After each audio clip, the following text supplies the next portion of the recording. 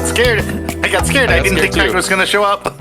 I got scared too. I was like, hey, Craig, get in here. And he didn't. But what's up, everybody? I'm back. It's me, Johnny. And with me, I've got DJ D. Howdy. Farmer. And for the first time, Toona Fish Skywalker. Welcome in. What's the TOONA?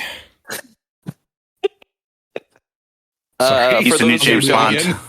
For those who don't know, Toona is a member of a NAV, and it's Toona, Toona. And because of him, I can never spell tuna properly anymore. I always spell it that way. And then I'm like, wait a minute. Is this right? And then people are like, that's not right. I'm like, ugh. It's like, there's no O in tuna. What was it? You can tune a piano, but you can't tune a fish. See, that's where you're wrong. I can't tune a piano either. Neither can I. But my electric keyboard doesn't need to be tuned. So there you go. Yeah, because I'm it's a good always musician. Because I never use it. Exactly. But this is. Oh, and I guess I should not forget. We also have Craig there, back there in the booth. What's up, Craig? Skywalker. Let's just dive in here. The Acolyte was a great show. That's it. Podcast over. All right. Good job, everybody. Yeah, we did agreed. it. Yeah. Okay. So we've confirmed that. We've already talked about that. What about Skeleton Crew? I haven't heard a thing about that. Okay. Wait, hold on. Okay. So Skeleton Crew has a huge problem, and this is a very Star Wars-y problem, I feel like. Let me quick pull it up. The description of Skeleton Crew, when I looked at it on Disney Plus, I got really confused. And I actually texted David, and I felt like a boomer a little bit, texting him, asking him a question. Listen to this. 4 ordinary kids search for their home planet after getting lost in the Star Wars galaxy. That's it. That's the description. You open Skeleton Crew. I've not seen anything about it. 4 ordinary kids search for their home planet after getting lost in the Star Wars galaxy. What this sounds like to me... Terrible description, yeah. What this sounds like to me is I'm like, are these like kids from Earth? Is Earth in Star Wars? Like, honestly, it sounds like a fan film. Yeah, no. With that particular description, it sounds like somebody just posted it on theforce.net or something. And I just read that. I'm reading it off of Disney Plus right now. So, David, can you explain what this show Skeleton Crew is? So, Skeleton Crew is a theme park ride. That's essentially what it is. Oh, it's the Pirates of the Caribbean of Star Wars? It basically is. Okay. Yes, very much so. Yeah. So, these 4 kids on this world, that's completely isolated from the rest of the galaxy, not Earth, on this futuristic, very Star Wars-y kind of world or whatever, end up somehow stumbling into the rest of the galaxy and meet a bunch of people around that galaxy and then return home, theoretically. It sounds like Goonies meets Star Wars or something, But it's done in such a way that the characters are very intentionally very distinctive, very memorable kind of characters or whatever. And the set pieces and the planets and the various events that happen are very set piece, memorable things. It feels very, very theme park ride-esque. It seems very much like this was made to be kind of like a Star Wars tour, that Disneyland had, that kind of thing. Here's the problem. David said memorable 5 times, and the whole show is super forgettable because none of us have seen it, right? Well, except David. I saw all of it. Yeah, I think once you see it, there are a lot of things that'll stick with you. But ultimately, I don't know whether that's the best of things. I think it's fun. I think it's kind of rompy. I don't think it's bad, but I think it's very, very it's almost intentionally crafted to be popular, mainstream, cutting edge, in not cool cutting things. edge per se, but it's almost those the scripted viral videos or whatever where they're meant to be very they stick in your mind or whatever. It feels like this was intentionally crafted to be something that like has like these very distinctive like elements to it that are like perfect for other media. They went out their way to make a big point of certain things that kind of take you out of the element almost. What it sounds like. I would say like, almost like, yeah, it gets close to it like multiple times, but it's like, you know, the story isn't the greatest, but it's decent. Maybe not like the best.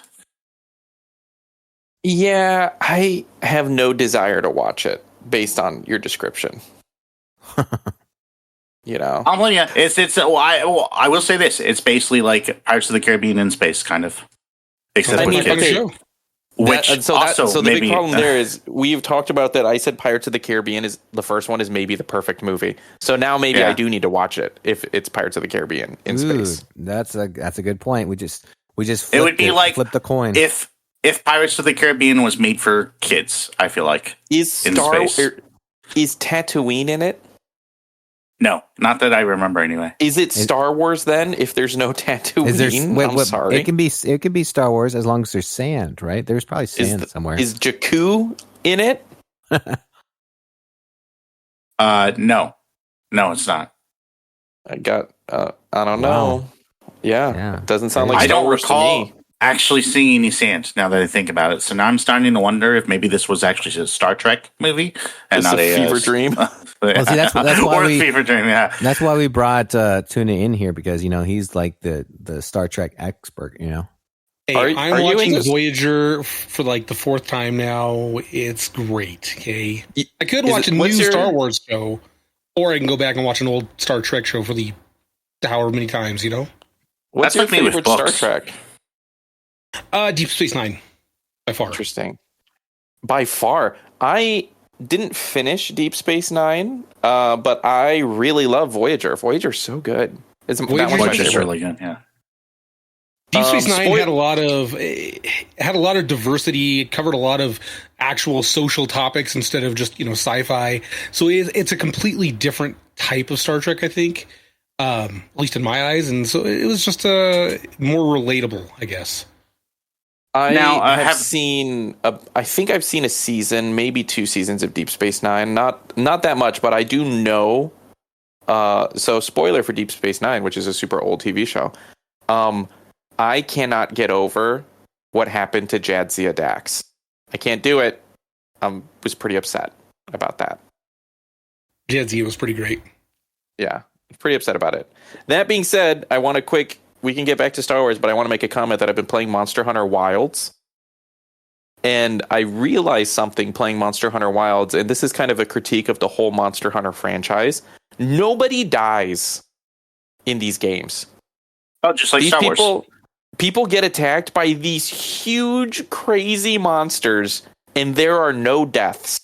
Everybody survives, and everyone gets away, and it's just ridiculous. Anyway. There's something to be said about a good death, like a lead up to a good death, and a good follow through without always reviving them. You paid the price. That you had to make the sacrifice, and they did something for the cause. But then when you bring them back or something else happens, it just undoes all that you build up. Like I don't like when they do that, honestly. The spoiler is that Jadzia dies, by the way, you guys. That's the sad part in Star Trek. We got that. And she's dead. That's one of my favorite things about Stranger Things, too, is, I absolutely hate that the characters die because you fall in love with these characters, but just the emotion that brings, it's so good and bad all at the same time. I don't know how to explain that, though. No, I totally agree. It means something. If they die and they stay dead, it has meaning. It means something. No, I very much agree. I just finished Invincible Season 3, and not having read the comics, I have no idea what's going to happen or whatever. It's actually strangely anxiety-racking to not know, because that show does kill people, permanently, all the time. And it's whoa, wait a second. What? And so I'm actually on my nerves watching the show, an animated show, even, like not sure, like, oh no, is this character going to die right here? Because it could happen. Like they don't pull punches sometimes. Like it's just So I was watching. I have 2 young kids, so I watch a lot of kids movies. Frozen 2 has this great opportunity that like Olaf dies in Frozen 2, and Elsa kind of dies in Frozen 2 also. But at the very end, right, like they right the wrong, they destroy the dam. Elsa gets brought back to life by the spirits. She stops like the tsunami from destroying Arendelle, and she brings back Olaf, right? To which I understand that it's a children's movie, so like all of that has to happen. But also, how hard hitting would it have been for like Elsa died in the movie, right? And like the cost of doing the right thing. Right, that was like their whole thing is like doing the right thing no matter the cost. It's really easy when it turns out that everything that bad like that happened gets undone.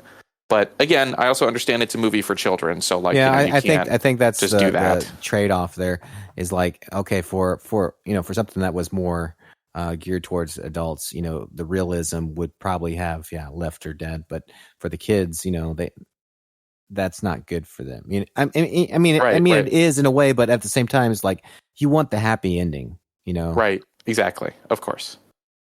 Happy endings are nice. But what were we were talking about something about Star Wars before, and then we got on to Star Trek, and I really love to find out what people's favorite Star Trek is, because they're all pretty different, right? And also I like to ask, because my favorite is Voyager, which I've never heard someone say that, including Toona. I've never heard anyone say they like Voyager. I mean, I am watching it for the 3rd or 4th time now, so it is pretty good. It's still up on top of my list, but not my favorite. Have you watched Discovery? I only watched, I think, like half of one season of Discovery, and I didn't get into it because it was just half of one season. After the first season, it gets much better. The first season with the Klingons not being Klingons just really turned me off from the first season a lot, though. I think I stopped because they jumped into another like multiversal type thing, right? Like with whatever their weird drive. And I just at the time felt like there was too much multiverse stuff happening. I was getting multiversed out. And that's why I stopped watching the show. Understandable. And I think there's not an easy way to watch it for me here in Japan now, actually. I think all the Star Trek stuff is now on Paramount or whatever, and I don't know what that translates to outside of the US. Now I'm remembering, hold on. I'm remembering that Netflix picked up like the Halo TV show stuff for certain countries. Oh my gosh. Not in Japan. I just checked. It's not in Japan. I still don't have a way to watch it. Yeah, they're not worried about you guys. That. I dislike that it's doing well on Netflix, actually. I kind of don't like it? that. Oh my God. No. Yeah. I actually enjoyed it once I disassociated it with Halo and just turned it into a sci-fi series. It was great. Well, to be fair, that's what I've always said about it too. Like, I mean, that it's not. Like, it's just the problem is that like it takes like things and then like completely changes them, and it's like why? Like, yeah, I mean, there's no point for the names of those characters at that point. They could have been anybody else's name, and we've talked about this a bunch of times. But yeah, I mean, I'm not a big fan that it's doing well. In a sense that I want them to start over, Arm wants them to do a reboot, not continuation. No, so I really don't. But they're doing the whole remake remake of Halo, and so. But this is, I guess you just have to, just gonna have to get to where I have to get over it. So whatever. But this is an interesting thing with streaming, and one thing I do appreciate about like Amazon Prime shows is. We were talking about this a little bit before the podcast started. You can still buy like TV shows and stuff, right? We were talking about Disney Plus and how The Acolyte, it's hard for them to make money on stuff. But if it's not exclusive, you could still buy it. Like, right, remember back in the day, you would buy like the TV show box set of whatever TV show you really liked, right? Yeah. I still do that. I'll still buy shows I usually do it on iTunes personally. And I thought you were talking about a physical copy. That's That's cool. Well, people do that too. That was good yeah, stuff. you could buy like the DVD box set, but you can still buy like the box set, of a show digitally as well. And that could be a way to support the show. But one problem is that a lot of those shows that are like exclusive to certain platforms, they don't sell them either. Amazon does tend to. I do have to say, I have all 6 seasons of Lost on DVD if you want to borrow them ever, Johnny. Yes.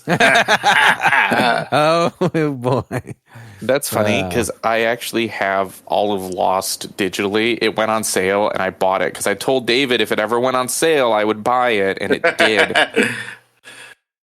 It's 120 episodes. That's crazy, and they're so long. Yep, Yeah, they're long. back in the season days is long, and the story. Let me tell you, it crawls. Okay, no, see that, but that was how TV was back then. Like we've been watching Smallville, and they're longer episodes, and everything's drawn out, and you have to wait until like mid of the season before things actually start moving as far as plot points. I mean, and it's spoiler for Lost season 1. One thing happens. That's it. No. It's just a bunch of people just standing around talking. Hundreds of questions. By the time that thing happens here, 3 answers straight. But you know what? I saw this critique. I haven't seen Daredevil Born Again yet. Chiho's been watching. Once we finish Westworld, we're going to watch like the Netflix Marvel stuff, and then we'll eventually get to Daredevil Born Again. But one of the things that people said is they're like, oh, I'm worried because now that Disney's got it and it's got a different budget, right? Like they were like, it's going to be less 2 people in a room, right? Just talking. It's going to be like more action sequences. But that's actually what I liked about Daredevil on Netflix, is it was a lot of 2 guys in a room talking about what it means to be a hero. That's kind of cool. Yeah. I like that. Yeah. I don't know. From what I hear, like, I try to stay away from spoilers, but from what I hear, like, it's sticking relatively to, like, the same tone-ish, which is good. I'm rewatching Daredevil, actually, right now, and I forgot how that plot kind of moves along a little bit slowly, too, It moves very slowly. Yeah. Especially season 1. Like, season 1, yeah. Yeah. Definitely, especially season 1.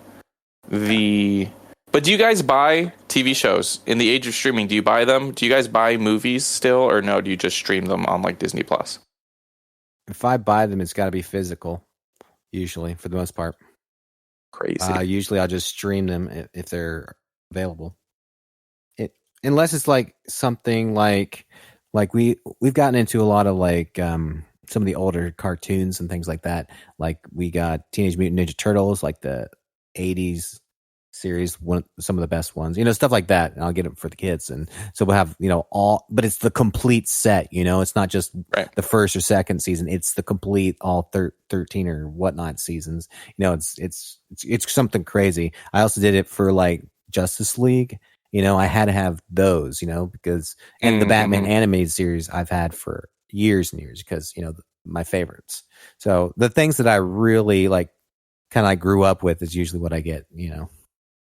What do you use them, or what do you buy them on? What's your thing of choice? Well, I buy the physical copies.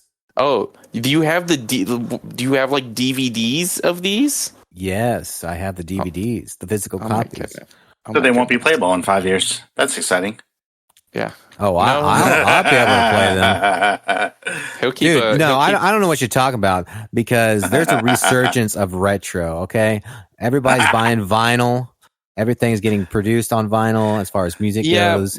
But let me say this. Can I say this? And this is like how it's going to be, and it's super annoying. So people are into vinyl, people are into cassettes now, and how that sounds. So like in 20 years, young people are going to be like, dude, you know what? It just sounds best as an MP3. Okay, I don't want to listen to anything lossless. MP3s on crappy, iPods and Zunes and stuff. Yeah, you it's get just your got Zune that out. classic sound. Yeah, exactly. Yes. Oh my god, it's 3 of the 4 people who ever owned a Zune are in this podcast. That's insane. I have the 160 gig model. Okay. Yeah, so did I. I used to. Oh, I miss it. The big brown one. Yeah. Oh my god. That being said, I kind of would enjoy if they released, like if Apple released an actual like iPod again that could connect to Wi-Fi and just use Apple Music. I'd be about it.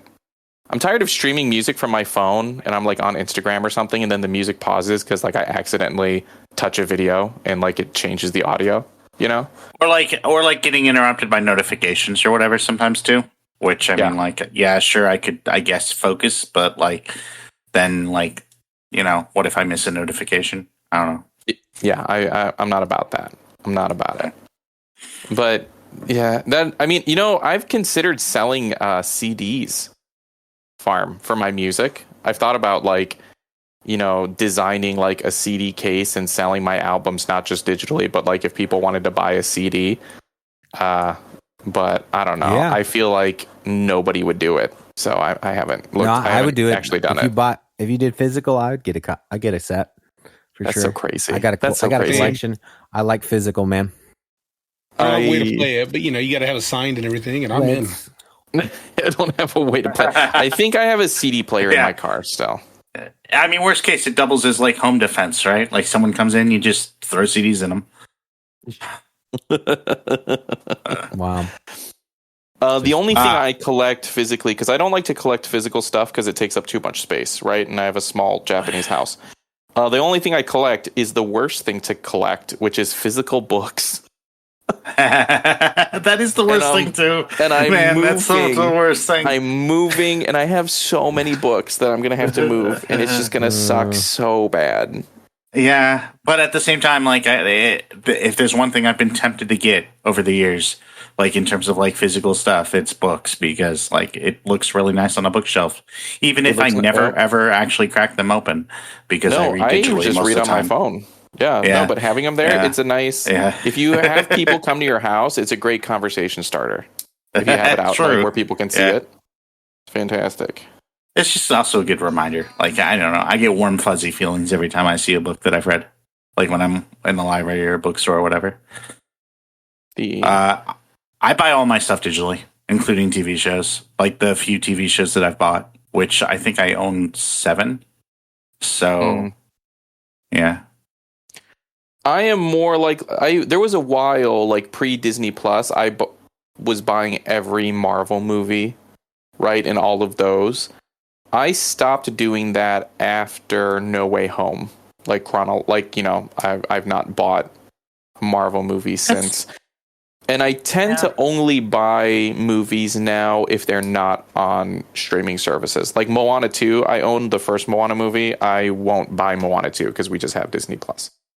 But I tend to do TV shows, like since watching like something on HBO, for example, is kind of a nightmare here. So I'll just buy it on iTunes when they sell it, kind of a deal. Or like Avatar The Last Airbender, like Nickelodeon, those kinds of things. Just because I live abroad, it can be hard to find the place that you can stream stuff. So I still tend to buy things quite a bit. And I like it. But then you run into these things like Toona brought up. I would love to own all of the seasons of Stranger Things, but they don't sell it, right? Instead, I have to pay for a Netflix subscription. Or I would love to own all the seasons of The Witcher, but they don't sell it. So that's kind of, I don't know. I go back and forth on it. I would rather they sell it personally. So I also somewhat ironically, I own the first 2 seasons of Wheel of Time, for example, because Amazon does sell them, which is nice. Before Westworld was kicked off of HBO, you couldn't get every season of Westworld. But since it was kicked off of HBO Max or whatever, like now you can get every season. So that's good. That's so weird. Yeah. That's so weird. Yeah. Why do they do that?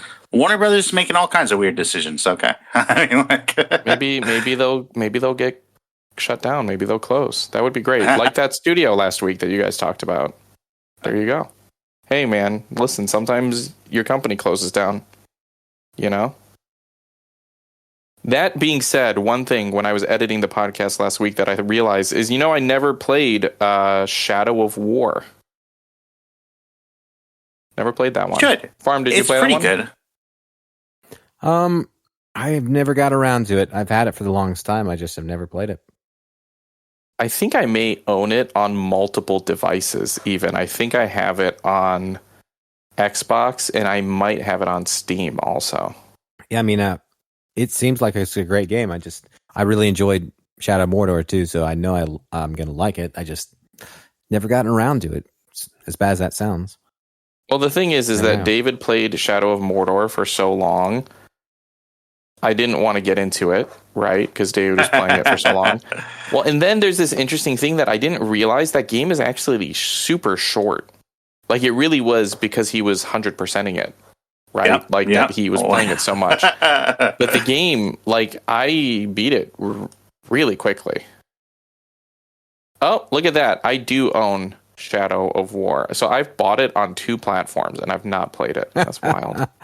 The weirdest thing about going back to Shadow of War modern day is how close you have to be to, like, the NPCs for them to pop in. Oh, it's like kind of like almost a little bit jarring, because like you'll see like kind of sort of the frame of like the set in the distance or whatever, and as you get closer to it, you like get really up close, and then finally they pop in, and it's like, oh, okay, all right, there they are. Yeah.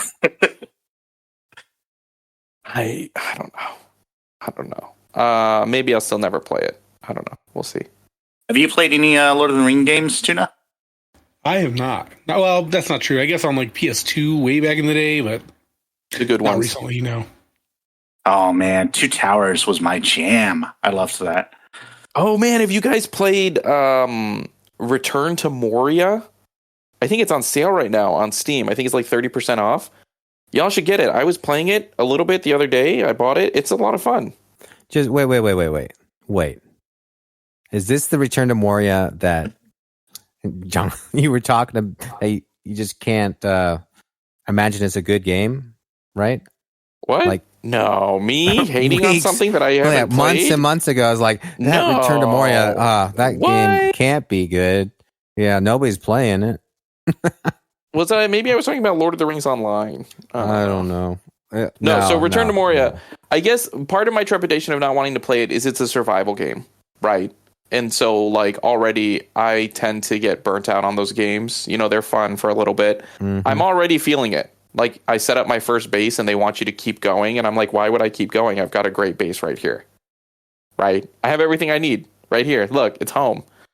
Why should I? Yeah, that was my struggle Moria? with Ark a little bit too. Like, I would set up a really nice space that I would spend hours and hours on, and then it'd be like, okay, well, I mean, I guess I could start a new base, but why?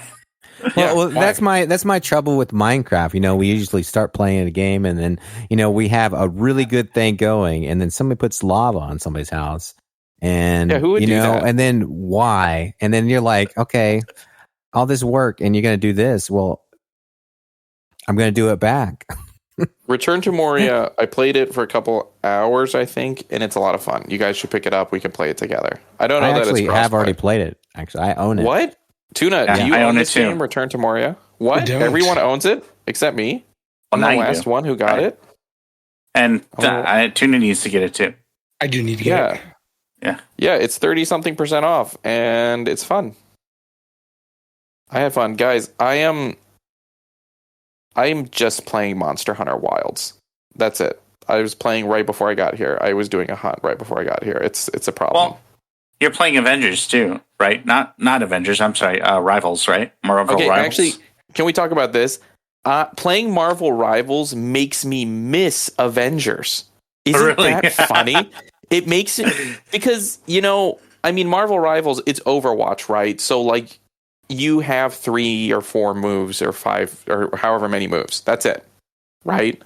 But Avengers, you had combos, and Avengers did this thing. So I've been playing as Thor, and in Avengers, you could pin people with Thor's hammer, which is like the ultimate strat, right? Like Thor in the MCU, he does that, in like one movie, when he knocks Loki down and he sets the hammer on Loki's chest. Right, and Loki can't get up. Like, what a great strat. He does it more than that. He also did it on that beast. He put the hammer in the beast in the third mouth. movie. Yeah, in Ragnarok. What a great strat. He should be doing that more, right? But in the game, you could do that, right? You could throw your hammer and you could pin stuff to the wall, and you would like punch stuff. And playing as Thor, sometimes I was like, man, that would be great. Because in Marvel Rivals, you just throw it and it just comes back to you, right? That's when it. I was playing as Captain America in Rivals, I was like, man, I really kind of miss like having all the combos and stuff that I did in Avengers, just because like there was some cool stuff that you could do. But Yeah. It almost makes me want to re-download the game, but it's one of those things. I mean, it's kind of like Anthem. It's really hard for me to want to go back to it, just knowing that there's nothing really there. Sure. Yeah. And I don't really get it, because I go back and play Spyro, like the Reignited trilogy. I play that all the time. And, that's just the same game. Like, I'm just playing a new save on the same game. But, like, for some reason, on a game that I know was meant to be like a games as a service, knowing that they're not doing that, it makes me not want to play it. And I don't know what the psychology behind that is, but it makes me not want to do it.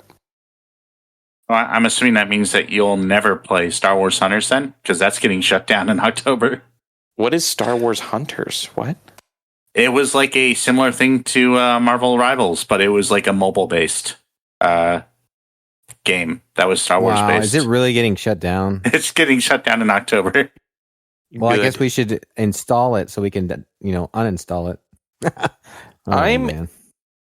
Okay, well, here's the problem. I'm looking at this character here, and one of them is a Mandalorian, and they look cool. I'm kind of over first. I am kind of anti.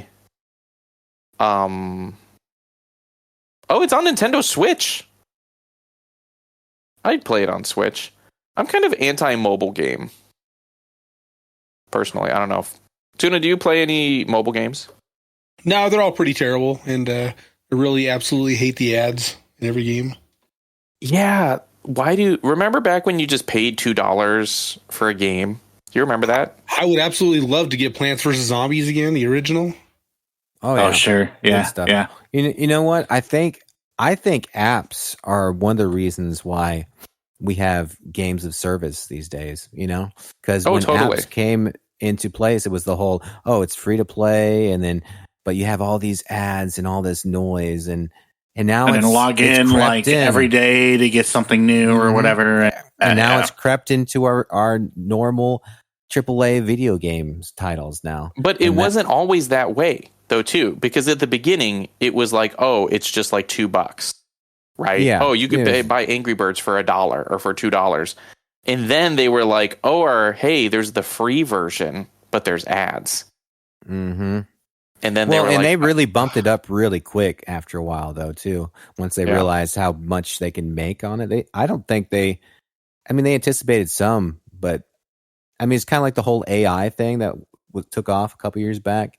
Making your own cool photos with it, and how they kept jacking up the price. They realized how much money they could make, and it was only going to be for a certain time. Before. But do mobile ads work?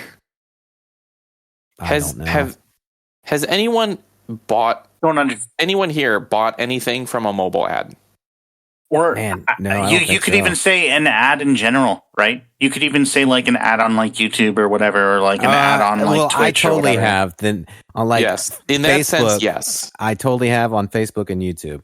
But when it comes to a mobile ad, no way. Well, and you can get into that discussion of like, that's the power of advertising is that, when you realize you need something and you're like, I can get this product. I've heard of this product. That technically, while it would be like a long period, that would have been a successful advertisement. Right. And to be fair, these advertisements were all already like, coming off of my browsing. It was different than actually an actual marketed thing inside this app that was trying to sell me. No, this was actually tailored to me because I was looking at music stuff, and then they brought it into that ad. And that's even more specific. I was going to be like, I see Apple ads all the time. No, but like for the dumb games that are like, download this game on the App Store and like, it's like, can you solve the puzzle on how to not get the lava poured on you? You know what I'm talking about? Who let their toddler play? Yeah. I'm trying to figure out who can be that bad at these games. Yeah, like grow your army. You guys seen those ones? Yeah. Grow your army. Or like the thing where you're walking and they have to like shoot at the things coming at them, and then the thing for some reason is super bad. No, I've never even clicked on one of those apps or anything like that. Personally, no, it's never worked for me. But surely it has to work because they keep taking the ads out, right? Surely it has to work on somebody because it has continued, it persists. But I also miss that era of Square Enix does this thing on the iPad where you can just buy an old Final Fantasy game for $20 and you just have the game and that's it, I miss that era of no worries about ads or anything else. I remember Nintendo was doing Mario games, like Super Mario Run. I mean, that was years ago now. Have they abandoned it? Well, that, and I feel like the kinds of games, right? It's all TCG kind of stuff now, I feel like. Mm-hmm. I don't know. I really did enjoy Mario Run. That was one game that I actually did get. But I mean that was actually a quality game. I like that game, honestly. And there's Sonic Dash. I also play at one time. I barely play anything on my phone these days, but those were the two go-tos. Do you still play the Pokemon TCG? Are you still playing that? Man, I haven't had time. I barely play games except with you guys. The thing that bugs me even more than the ads and the in-app purchases and all that, I absolutely hate prestige systems because I don't want to play the same game 400 times to actually beat the game. Oh my god, yes. I played the OG Titanfall. I played the OG Titanfall, and I prestiged one time, and after that, I was like, I don't need to prestige anymore. I don't there's no prestige to prestiging. Who cares, right? I'm fine. Toona, have you played any of the Monster Hunter games? I haven't. You would hate them because what they do, and Monster Hunter is fun. I really like to play it with my son, but I just hit the stage. So when you play the main story and you beat it and you fight all these monsters, all of that is considered low rank. And so you work hard, you get all of that stuff, you fight the monsters multiple times to get all of the stuff you need from them to make the weapons and all of that. And then once you beat the game, they're like, all right, that was low rank. Now you can go and fight all of those monsters again, but they're harder. They have a new attack pattern. And now they drop high rank stuff. Oh, and all of your awesome low rank armor sucks compared to high rank armor. All of a sudden, it's terrible. Yep, you get to play the game again. I just hit that in Monster Hunter Wilds. I feel like that's very much, I don't know, that's almost like that style of games MO. It's you got to do it again and again and just grind it out. I don't know. I hate it too, Toona. I do. But it's hard because at least for Monster Hunter, that's the game, is just fighting monsters. So I'm like, well, what else do you do? Yeah, I guess I'm gonna go fight this monster again. I guess. Sucks. I know, for people who really like it, and I guess I would be like this for an FPS. If it's a game that I really like, I would play it all the way up. If it was like a Halo, a game like that, I would continue to play it. Well, I say that, but I was grinding armor sets in Destiny for 10 years of my life. So yeah, there's nothing you guys really can say about that. So other than I left and David's still there, Look, I escaped there multiple times. in David was my friend who would enable me and get me back into, David was my friend who was like, hey, you want another Destiny hit? This one's on me. I'm just saying, Final Shape is a really good campaign. Is it? It doesn't seem that good. You don't seem. Yeah, is it? Final Shape is fantastic. Yeah, but now we're a year past it. So, Clips was playing it the other day. Clips was getting into it. So, yeah, whatever. No, we're not doing it. We're not going back there. No, it's done. There's 3 new dungeons that we haven't played. Dude, there we go. Let's get back in. No. The funny thing about this, Johnny would be is the guy that says no up until he gets into it, and then he is hook, line, and sinker, and then like way too into it. Yeah, way too. That's why that's Johnny. That's Johnny. That's why I'm resisting. That's the problem with Destiny, though, too. It's the problem with that. I told you guys I wasn't going to buy Monster Hunter until after I moved, and I bought it before I moved, and I've put 2 in hours, and it's like, you still haven't moved. I haven't even moved yet. Yeah. I haven't even moved yet, and I put in, I think, 12 hours into the game or something crazy. I love that I got to play with Toona like one time in Destiny. I appreciate that. Yeah, he has that as an achievement on his wall. Play with Toona in Destiny. Dude, yeah. It was one of the most adequate experiences I've ever had. It was an experience. Yeah. No, I'm not going back. That's it. I'm not going back. It's done. The Star Wars armor is cool. I mean, yeah. Actually, I don't like that. I don't like it either. Well, I don't like the way that they did it, like, because it's just straight ripoffs, like as opposed to like inspired by. But like the way that you can like use shaders on it is neat. Like that's neat, and the way that you can like you don't have to wear just the set, right? That's one thing that Destiny has always done well is like the mix and match kind of thing. Yeah. That's cool. This is going to sound like, weird. The fact that it was you know just what I would be open to, T? I would be open to playing Destiny 3. Oh sure, yeah. I mean, I'd be curious to see what it is under Sony as opposed to Bungie. But like, I'd definitely be open to it. I mean, we'll see. Well, under Sony, probably it's like in development for 15 years, and then they just shut it down after investing $1 billion into it, right?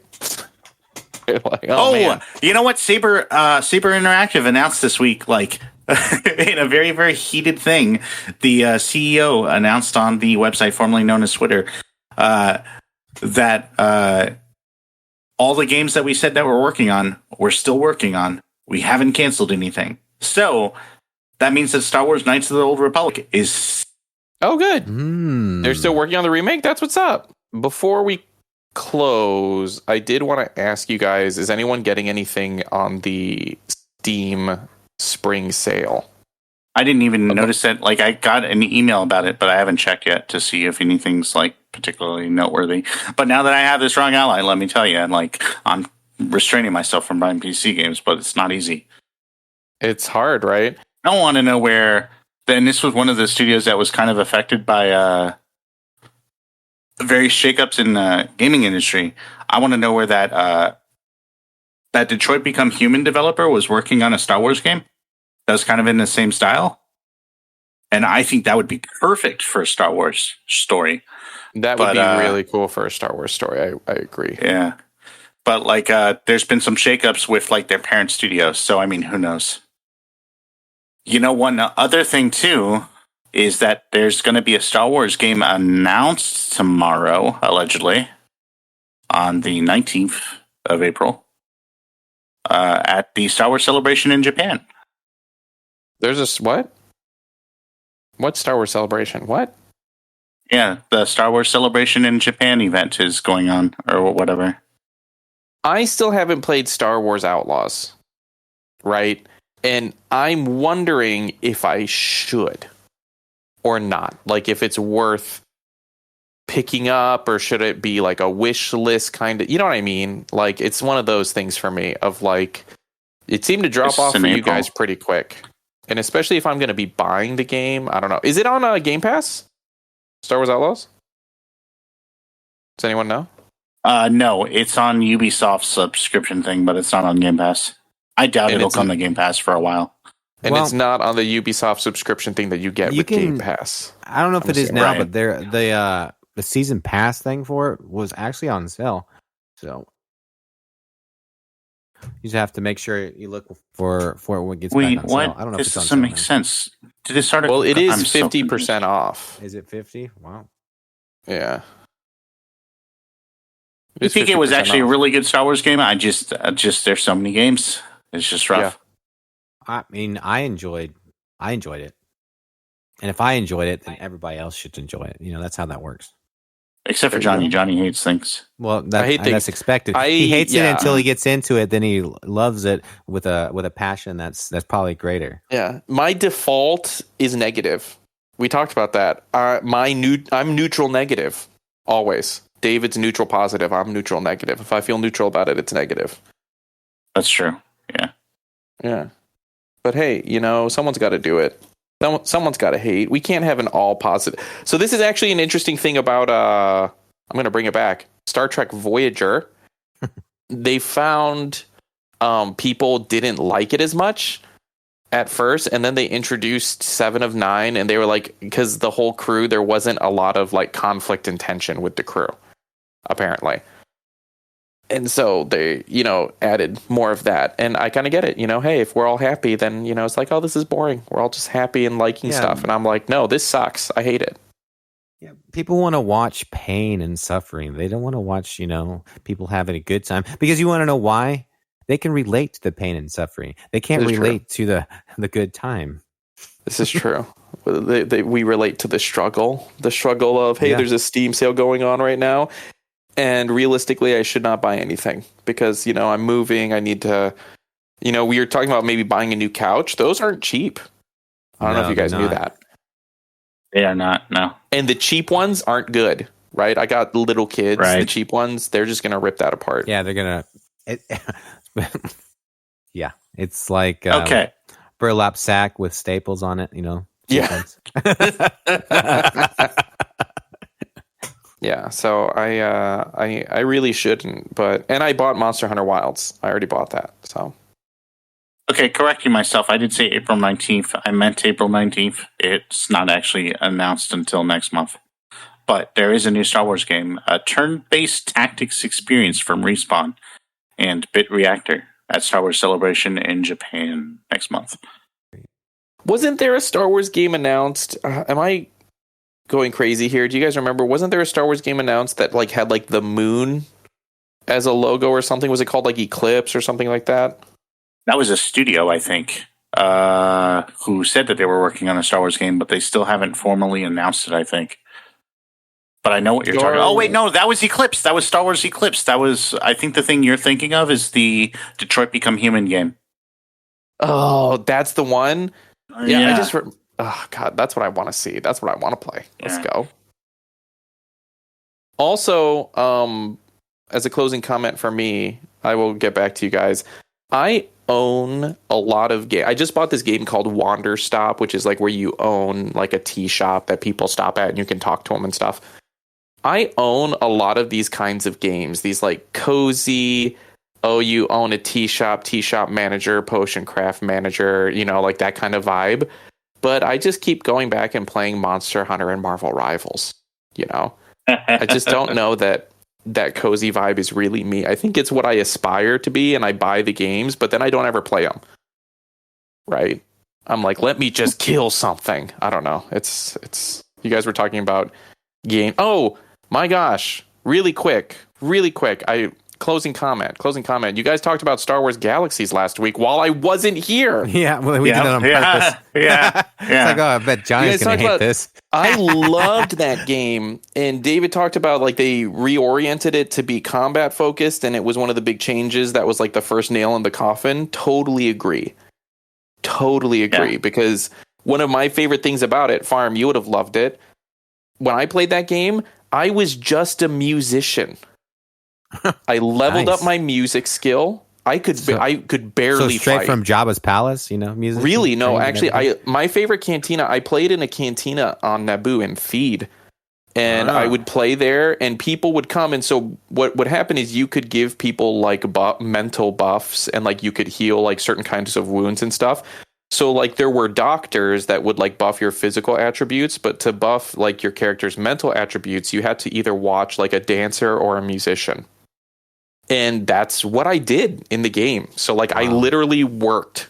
It sounds boring, but I would play and people would tip me, as I would give, they would tell me what kind of buffs they wanted, and I would just hang out in the cantina with the other entertainers. That was the class. And that's what we did. And it was so much fun. I really liked it. And it was also just kind of funny to I didn't fight. I could fight, but I was pretty just to bad. Exist in the universe and be chill, Yeah, not have to blow things up. And I like, had a house in the game and like decorated my house and would host parties and stuff like that. And I ended up switching to combat when like there was the big combat upgrade and stuff like that. I did bounty hunting, I did smuggling and other stuff. But to be honest, my favorite was just playing as a musician in the game. It was so much fun. Well, like you might be interested then, you might want to keep an eye on Star's Reach, which is from one of the designers of Galaxies and Ultima Online, who like says that this game is going to be a spiritual successor to those. What is this? It's a Kickstarter? It's a Kickstarter. Well, it's a game that was like primarily funded through investors and then also did a Kickstarter campaign, which was successful. And they're working on it right now. Seems really cool. They've got alpha testing already going.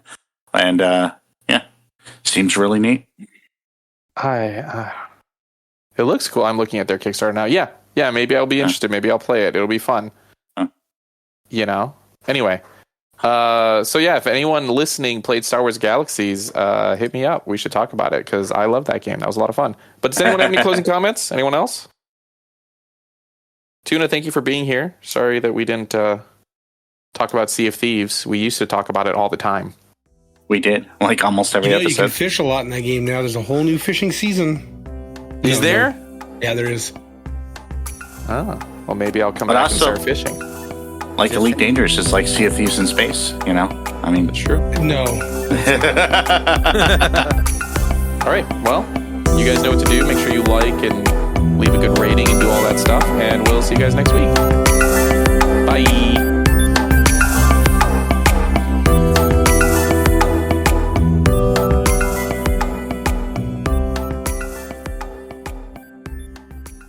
Get out of here, Craig.